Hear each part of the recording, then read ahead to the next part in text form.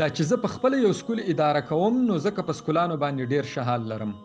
په روش او وړم کال چې په سکولانو کې څومره تعداد و انتهایی راکم سوی دی. لامل یې صرف او صرف غربت دی.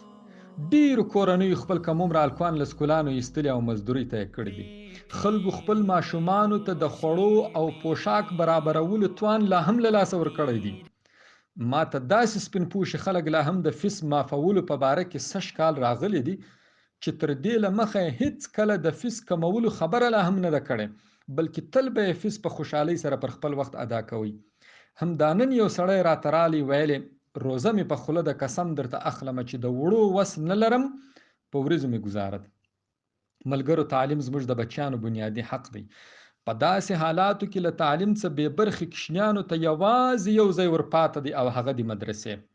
مدرسې د الله رب العالمین یو عظیم نعمت دی، چیرې چې په لکاو غریبانو ته نه یوازې مفت تعلیم ورکول کیږي بلکې رهایش، خوراک، څښاک، هر څه بندوبست مدارس مفت ورته کوي.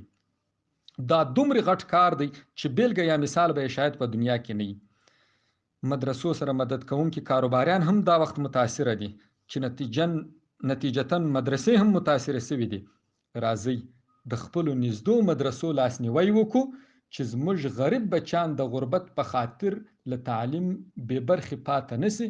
همدغه مدرسې د غریبانو ورستۍ هیله